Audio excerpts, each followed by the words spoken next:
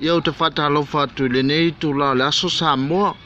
Ia o raso le nei ma le pokalame. O le aso manatu ia se whapoponga le nei o le tato pokalame o whaisina umie le toe a watu ni manatu nisi ona o le sa ia isi na tutu ni ala titi o tau au ona. Ai o le a usi maise tau whafonga o le a papenao na mātou tala no manisi o masetase tama. Iso na whai manatu whaalia e tusa e mamata upu o lo whiwesia ina nei Samoa. Ai wale le o le aso manatu i le wafure fufu le malo e tau whai mai nei vai usu tau fionga pule. Malo pa pe atu ia te rato kutai o forkana makana pi. Au ia kule makai umu kari au solo i Baioma le pea ma usu. O ngata i kongu rawa o u ele mo ua whangua ia o lo fufuan malo e wha kuwen nei wafu. Ia o lo wala mga pokasia e ngi fufuanga malo. O se fufuanga le kere inga ia mawhai o nga kaungu mai o loa marisaunga le mui kongo lau pungu o Samoa.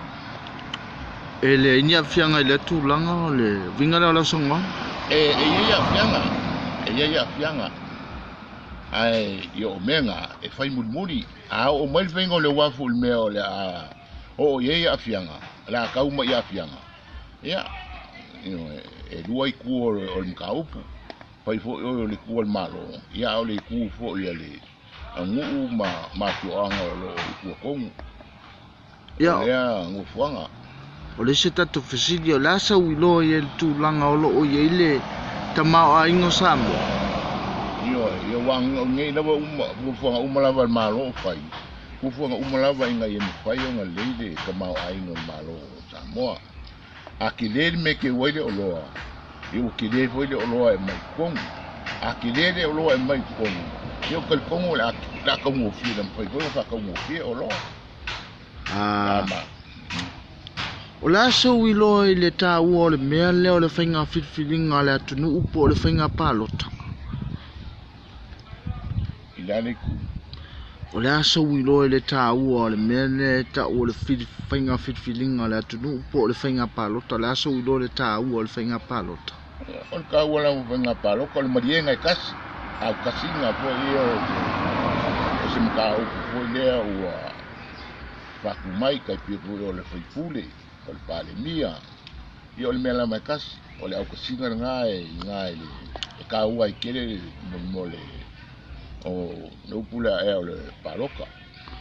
o le asa utala e whaifo i tangata i whafo ai maise o le oro mai moa mai Amerika i le nei tu la o le aso i le tato pokalame ma ya pangi e le ngata i leo si amani maniso atunu o lalangi tato pokalame le asa u whaamtalanga e ave i tangata i olo whaafonga mai. E la o ko wa mawai ngā kungu. O se mori mawora ko i lea o whainga paanga al malo, al kaku malo, mga kungu. O kungu umanga o lo soso ni mai kaku kungu unge o Samoa o le kungu wai kai. Lo mga umia kaku si kamao ainga lelei. Ako si le fia lelei le aise kamao ainga lelei kongo o kongo Samoa. Paul kamao ainga o kongo Samoa ia ngā leia. Ia e si fia fo ia pui kako i moku ele lava so kako songe. Ia o le mele e awa i lava ku aku umana kako whaku kuanga i malo kere ia. E so mai la kinga enga o kako. Pa ia paila ko wa maua ia. Ia o ko wa mio lemo ko wa mio sa o ngā kungu. Au ko kia mio le kulia. Ia wa Samoa lava ia o longa o le mausanga o longa o le ola whaloalu. Ia, wale lei, whaftai molo o banoa o ele ta mapule. Ia, e tu sai fo i malu manatu whaalia a olo mai mo mai fo i le lalo langi lo manatu whaalia. E tu sai male nei pokalame o le aso manatu. Ai soi fo ia mai manuia.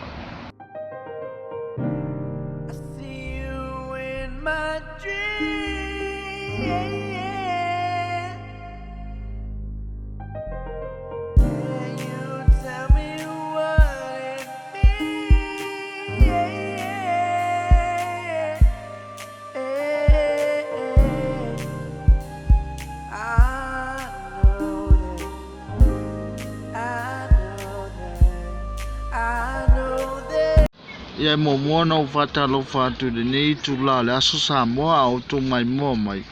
ia o lo fa pena na sa fa yo uma se tasio mata yo le matu afio le sunga ya unia so pochu goto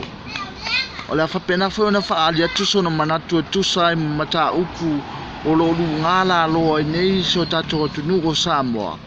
ai me se yo lo fa fong mai fo le tato la lo langi atoa ma nisio tangata o tato tu nu go lo ma wai fa fo ya wale a mata tu fasi o la so manatu ile wa fu le wa fa pena ona fu le maro e fai to tono tato afio anga tau fio ngonu ia pa kaya ku le mangaku o mea e fai o mea lelei ai au wala e wia mua o nga fai e la wa o nga kai o vai usu o le mele o lo mau makai ai a vai usu o kungange o le ipo o le paa le kafola lea e la a fai ele wa o lo ula mangaku a uia kau se fai se kalonga lelei ale malo manu o vai usu ia fai se la ko kala e maridi o mai makai ma le afio anga o nga fai ele fai ngofia me o mai lunga le madiana ma se kulanga le e mali o mai ai e o mangaku nga ele ke nga aki nga ele ai ngu ai manga o se mea soala o pule se awala le dei langa e ile awala le ufa pea o lu a fu mai le ko sive kau ke le moanga sau me nga pule ele mu fa pea nga ya pea me pule ele ngu kai kas ape ele ai se ngu e sau nga kai ile palpal e alu ke le moanga sau o lo e fa vai o me fa pea nga lo e kuskusia me a maka mai ko sive kau moanga sau o me nga pule ele mu ia sa so ni le fa makala ku le ka ngame fa e te langolango ina le o mai e yo sainga e fai ala to ati na e pa fa pe mai ala tu langa tono tato afio ang e ka kau a fai aki nga e ka kau nga ia pa puipuia o ka ko ele awal fa kau wa sai e ka ko ngofo iloa ia nga bisingisi nga mai ali o mai fa kau ni ele a fai o mai kongo le ngei ka ko malo awar ka kia enga ko na manga ia ai o ngi fa ka wa 20 ai ele nga 20 ele o le fa ka wa anu wa le ngi me o mai ka ko nga lai fa io fe au mai o ia o mai la ko inga wa le ngi me wa a free ngela ka ko e mfai nga fai la long le fangua nga i o e fa ma fai nga avakula ia ave fai mo ke se me ai le mfai ko ia wa ave fa ka wa sai ave le kupenga fa kumwa ia fa fena fa ka ko ia e mai fo me wale se me pe o sila ma uskaria la wo i fa fo ma ori o ia ka uskaria ma uisi me ai pule ia ka ia parangi maka nga kai foreign countries i fa ngo ka nga ia la so ku nga o ke ma se me mari lie uma ia ia inga o le o mai fa ia mo meu business ka ke ku uma eu ka ko ma fo ma ka ko so la pule se me fia ku e wa manguia le luma waka ko fa au maka ko o lai fa fo mo ka ko ai ia so akule malo a fa fel o le stato fesido la so ilo ai le tau ole finga palota po le finga fitfidinga ale atunu ole fitfidinga Samoa o Samoa fa vai le kua ole makai nga ke faia pulea a inga ma faia kongo a inga ole kulanga la ngal paloka e awang ia mau waile mea ia mafai nga abaku ngi mangaku o makai nga i kongo le malo wal pa loka le nga abaku o sui o malo la abaku e filfilia ma i afio anga abaku e faisa la ko le kongo le malo awa upu fai al malo se lu manga i o le kongo e ala ku ya la ko ia o nga fa fel tu langa le tau olo o ile tamau ai ngo Samoa tong fie pe la so manatu ia le kai mo fesili ole kawa soi fuanga i Samoa wa faisi ka ngaka o ku ia le ko ke lo ya uia wa e o me yo fa au ainga wa ka ngaka e o ikalo wa ka ngaka e o au fa i ka ngaka ko ngai mai wa ka ngaka vai la au ma me wa mai e fa ye me ia ko fa ia ki ai ka ko paula la uloa o se au wala e fa avai vai ai lano le kongi o ngane ya wala kinga e Samoa wala kinga e Samoa e sau me o ka ngaka la fa fela wa kiri kinga inga ka ngaka ia ka wakia a ole mea ku i pasenge fa pa u pasenge o ka ngaka ia le ka ma fai ia kia wa le ke loa e kele ka mai fa le o mai fai pisingisi ngi le fai o mai fai la pisi o mai ya fai lo la pisingisi ele ko ngia se la ko taxi ko ngo Samoa ele e se la ko menga fai ka ko ngi le fai pisingisi ngi le alwa taxi amaka ngo fioki ka ko makua ka ko makua o mai ka ko o fai ka ko taxi ma ko kongi ko pe ang almalo awale ko mafai ngo o ki ai o le menga o ke manga o e se so ngi almalo e ba ese fu e ka mongi o Samoa ku isa va ngo awame fai o le isi tatu fasili muli na o fiongo lungia pa malia ia e te langolango inga le fai e o taxa fai au ia malo fa alo le menga sa wai sa mo ya so ia ele feni taxa fai au ai pe ola se me wa maua o se alo fa nga so wa lo fa fai au e ala nga venga le tua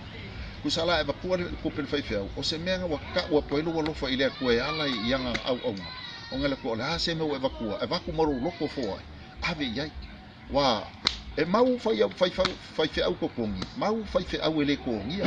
ele ai se me la ke mau pau me la fa mo ela ko fa mo la se alo fa to ka ko wa ya vi ya ile evaku se me fa mo la tax ola fu fuanga ile fe ka ile tax fai au la nga fai au ele o ngalue mo manguia o Samoa a fai alo fa ngia fai au ave se me fa fe ngai langa o fe ngai ngale akua ka fe ngai fai au ka fe ngai nga male akua ola ko au ya la kala le ia o te whaftai atu mo le whaavano ina mai o lau taimi lau fionga ulungia ia e whapena foi o na o moli atu lau whata alofa il mato waenga o le SSIG le ngatai leo le tali langi Samoa le ngatai leo Amerika o lo mai mo me le nipo kalame ia e tō whasai fua ia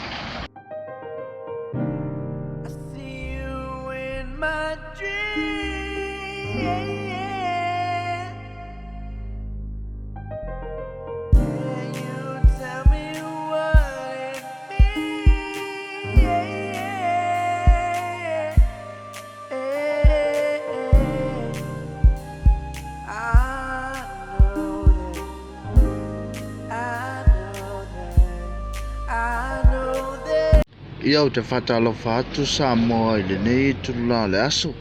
ia malo le soifua ia tautou talitonu na o tō mata mai fu i se tasi o whapoponga le pokalame o le ase so manatu ia o le nei tula o raso le nei man pokalame le aso manatu hapena na ma whaatasi atu ma se tasi o tina whai pisinisi la i titi totonu o le matua whioanga po le whale o loa e pe ona i loa e tangata leanga ngana wha Samoa. I sona fo i manatu le tūlanga lea ua a mata ona iai nei ia le awhionga nei o vai usu i le o mai e o saina ma wha atu ai a lātou business. Sita le asau tati. E te langolango ina le o mai e o saina e vai a lātou business tono le tatu awhionga. Atai mo le whaafisiru. O ke le langolango ina.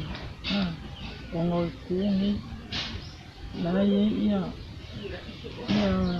le kakaunga i whaiela ko pisinisi. Ape o